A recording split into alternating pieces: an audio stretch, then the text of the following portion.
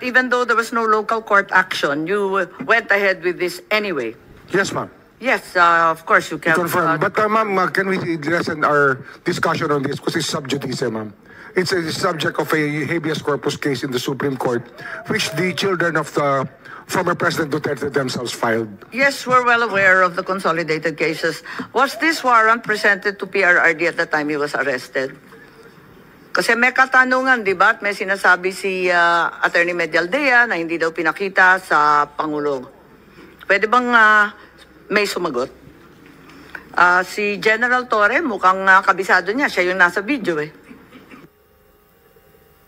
Again, ma'am? Hindi. Yung warrant nung natanggap ninyo yung warrant, naipakita ba yung ICC warrant sa Pangulo? Kay Pangulo Duterte? Pinakita ba ninyo sa kanya? Nung inaresto siya, di ba, obligado kayo magpakita ng warrant? Yes, ma'am.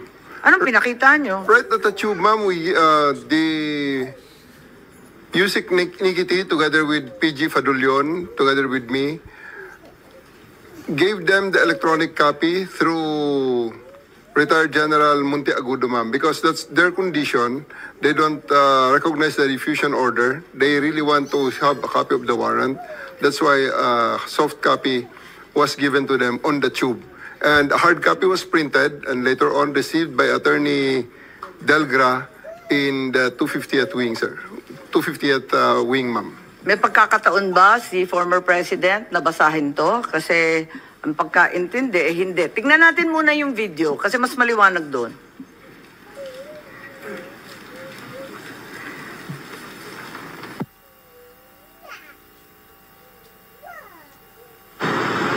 Pag umaresto ka ng tao, pag inaresto ka ng pulis, pwedeng hindi dala ng pulis ang warrant mo? Pwede. Sasabihin lang ng pulis kayo, oy, arestado ka, may warrant ka. Nasaan ang warrant? Doon sa istasyon, halika na. That's perfectly illegal.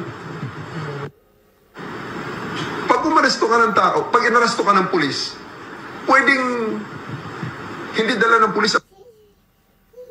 So ang sabi po ninyo, hindi naman kailangan yung warrant eh, kaya hindi ninyo pinakita. Tama po ba yun?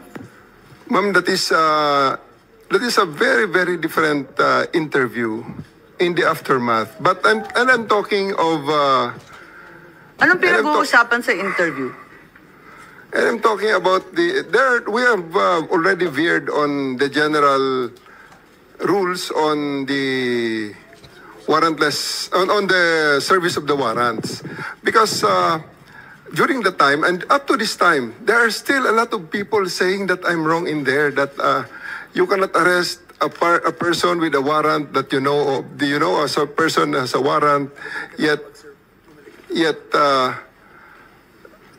you cannot serve it without the physical warrant. So, all the lawyers know here Diba that I'm right there. Kailangan ng warrant as soon as practicable. At hinihingi talaga ni former president. Di ba hinihingi niya? Hinihingi ng abogado niya, asan yung warrant? Tama, di ba hinihingi Yes, nila? ma'am.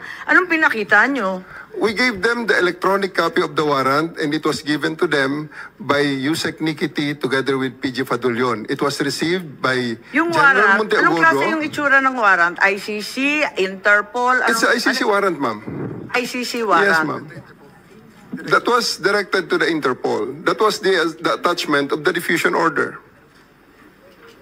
Pero ayon sa ating batas, di ba, napakaliwanag naman na yung court o judge, kinakailangan Pilipino. Hindi naman sakop noon yung Interpol, yung ICC. Bakit naging warrant rin sa Pilipinas yun? I will defer the answering to that question to the DOJ, ma'am, because I was with the DOJ during the time, and it was the DOJ... Hindi, nandun si Prosecutor Fadulion eh. Ikaw naman Yes, ma'am. bumasa ng Miranda rights, hindi man lang yung prosecutor. Tinikoberan mo na yung papel ng DOJ, kaya sumagot ka ngayon. Ma'am, we're talking situation in the tube. Hindi, sinabi mo kasi, ang liwaliwanag, sinabi mo, hindi naman kailangan ng warrant eh. It's a different matter, ma'am. Altogether different matter. Bakit? Ilang warrant ba yan? One warrant, but different. That question on the interview is a different situation, ma'am. So, kailan mo pinakita yung warrant? Yung sinasabi mo electronic copy? The first time, ma'am, it is not At kanino? me. It was not me who showed the warrant. It was Yusek Nikiti together with PG Fadulyon, together with me there in the tube of the plane. The former president is still there inside the plane. It was given to retired General Monteagudo, who is with the party. And because during the time, E.S. Mijaldea and the wife and Attorney Delgra had already went back inside the plane and told us, hindi kami lalabas kung wala kayong maipakitang warrant. Kaya nga, so,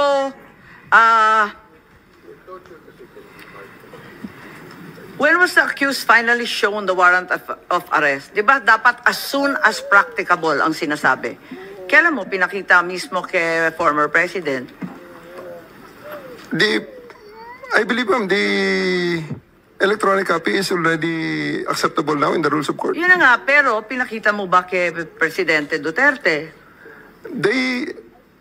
It was not me who they invited inside the plane. It was the PCTC through General Alcantara, whom they invited inside the plane, showing to them and explaining to them the warrant.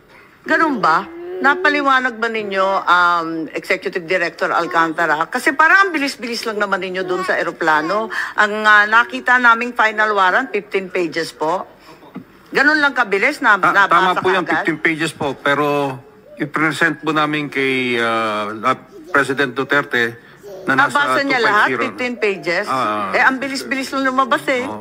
Hindi po niya nabasa yun. Hindi niya nabasa. Hindi niya. So, bakit? Doon po namin present sa kanya. Kaya nga, pero ba't hindi niyo pinagbigyan na basahin? Kasi karapatan talaga ng akusado at ng arestado yan, di ba? At that point in time, ang may kopya po ng warrant ay si General Alex Monteagudo. Nagbabapiring po sa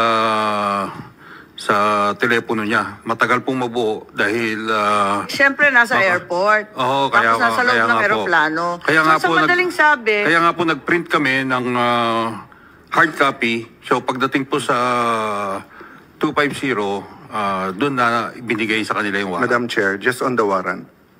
yes, Senator Yeah. Cayetano, please go ahead. Just one insight on the warrant, and just to bolster my point kanina na bakit mas maganda na, or bakit essential for me my local court, no? If you look at paragraph 12, before you look at it, can anyone in the room here tell me, I know the former president was accused of extrajudicial killing, of crimes against humanity. Pag sinabi yung torture, pwede kasing bago mo patayin, di ba? Pwedeng emotional torture, pwede mong gulpihin torture. So, included na yan. But does anyone here, can anyone tell me here that during his 6 years and before that, he was accused of ordering or himself raping people? Diba? I do remember malaking issue about his statements about a missionary who was raped, and inexplain niya yon na frustrated, galit siya. But is anyone here accusing the former president of raping or ordering the rape? Parang wala naman, di ba? Okay, if you look at, dahil walang, just for the record, Madam Chair, dahil wala naman nagtaas ng kamay or nagsabi, paragraph 12, the chamber notes that the prosecution alleges, let me say it again, ha?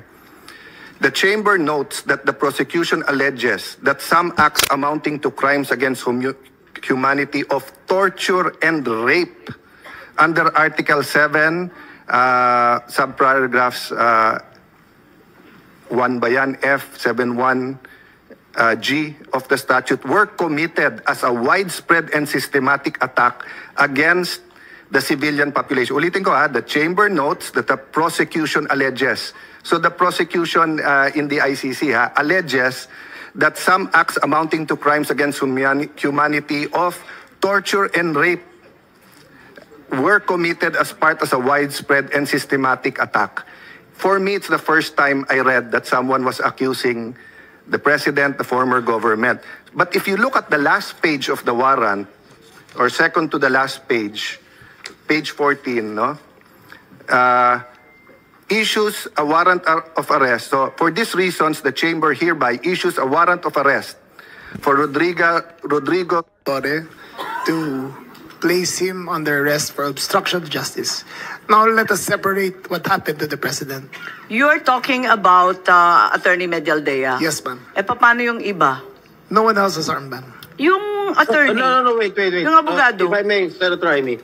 Yes. Madam Chair. Ayan. Sino yung kinaladkad nung isang pulis? Yung security na nakaitim. I think it was General Torre na hinila yung isang abogado. Dalawa yun yung abogado, hinila yung upuan, di ba? Tapos yung nakaitim na secure, kinaladkad din. Si Attorney Delgra, sir, because he is next to be arrested. And because of that, the former President PRRD saw that I'm already that serious. And he said, he prevented the situation from further deteriorating and escalating. So he said, let's go. Isn't he entitled to a counsel of his choice, General? Yes, sir. For 12 hours, he was there. Oh. Can't he speak to his client? Bigla niyo na lang... They are there for 12 hours, sir, speaking to each other. Ano? They are there for 12 hours speaking to each Alright. other, sir. One more thing that I noticed in the video, no? Ang sabi ni PRRD, papasukin niyo yung anak ko. Abogada siya. At ang sinabi mo, hindi ko siya papapasukin. Why not, Gerald Torre? That is a decision.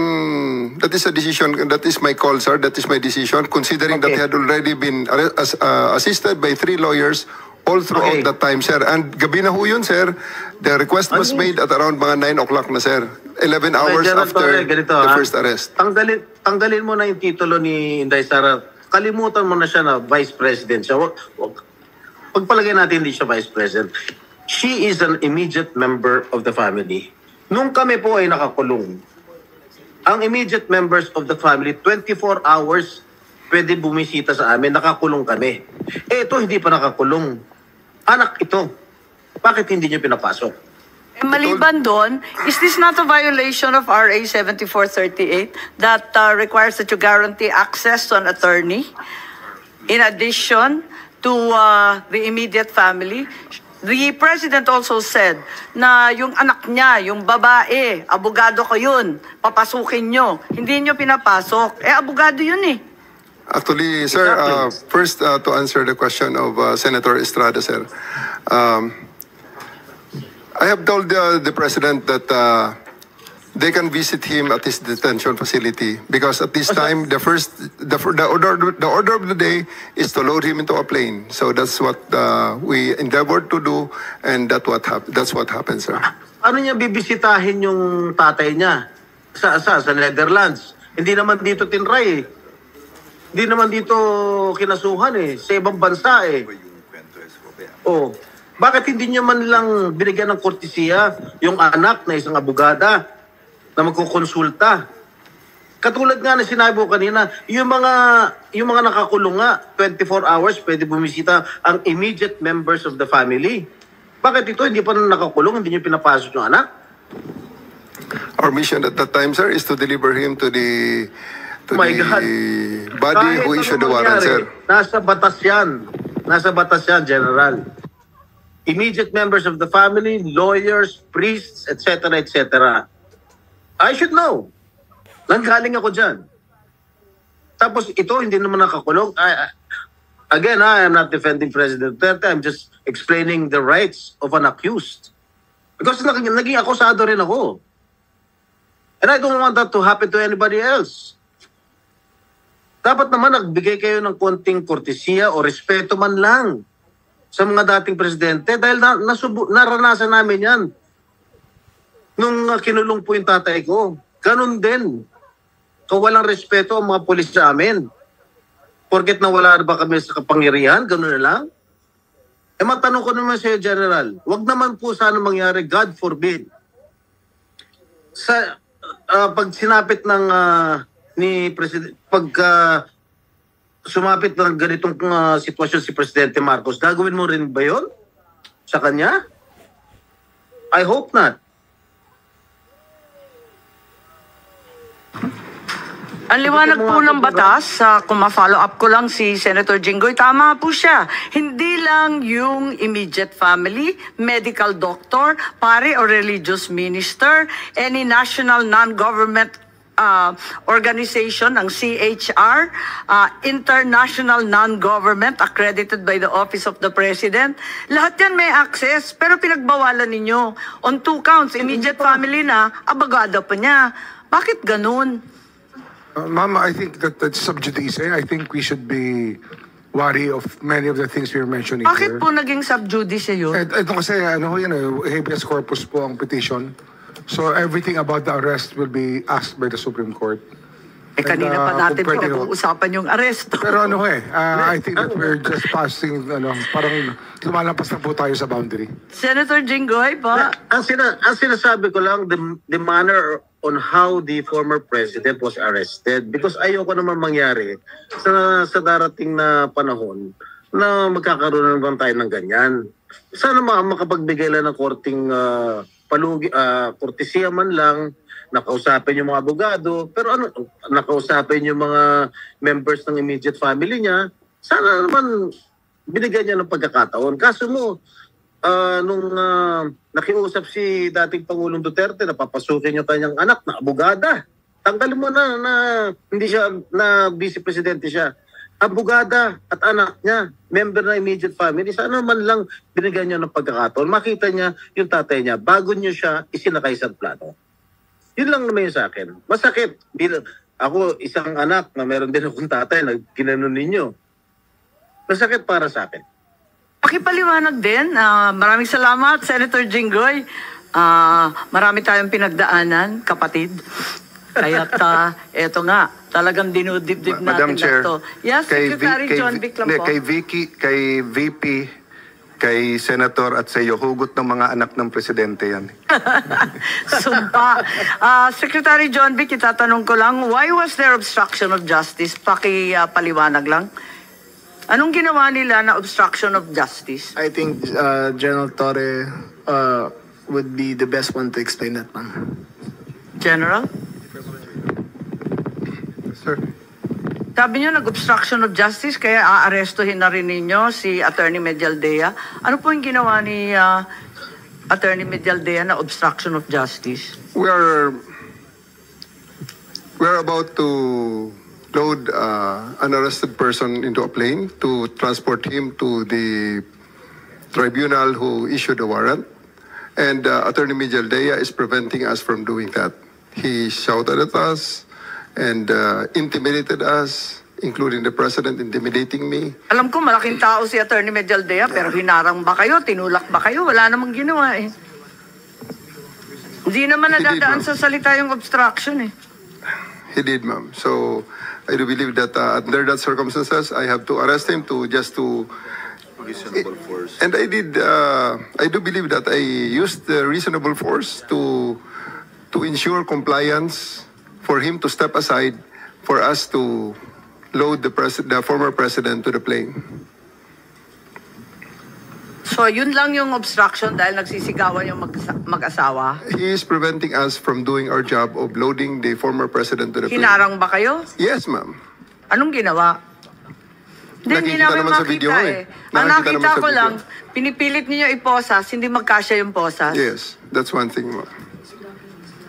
He's blocking my way. He's preventing us. He actually placed another chair at the side of the president for the former president to sit, which is already very much delaying everything because the plane is already ready to fly. Ba't kayo masyadong nagmamadali? We are going... Unang-una, ma'am, ang reglementary period, mamalasin naman kami pag hindi namin ginawa ang trabaho Bakit? namin. Anong reglementary period? Anong period yun? The Article Dahil 125... sinabi na nga ni Executive Director sa ating PCTC, na diffusion lang naman yun eh. Wala nga commitment pinag-uusapan dun eh. Wala nga red notice, pambira eh. There is a warrant. Takal-takal na ni Arnie Tevez eh. Wala pa rin, di ba?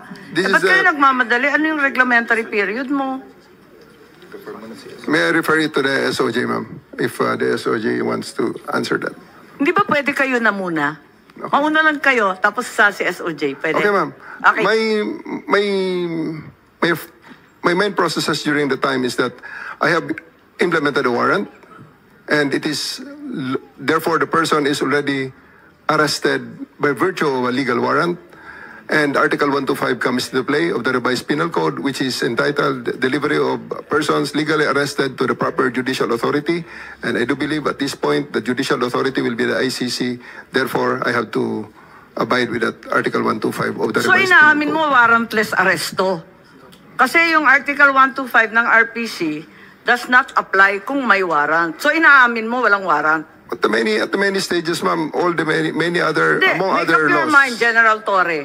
Warrantless arrest ba to o may warrant? Kasi ang liwanag naman ng Article 125 ng revised penal I do code. believe that I have a warrant at this time. I just don't want to be... Hindi walang reglementary period. Mamili ka. Kapag warrantless arrest, edi may period. Kapag may warrant, walang period. Just the same, ma'am, I have to deliver Hindi him to the pareho judicial yun, proper authority. kapatid. Hindi magkapareho yun. The reglementary period only comes into play when there's a warrantless arrest in accordance with Article 125 of the revised penal code. Di po ba? At saka may kinalaman yun sa delivery of the accused and arrested. Di po ba? And I'm being cautioned by the DOJ, ma'am, that it may be sub judice already to discuss that because of the habeas corpus pending in the Supreme Court, ma'am. Pati ba naman ang revised penal code? Naging executive session. Pambihirang buhay ito. Okay.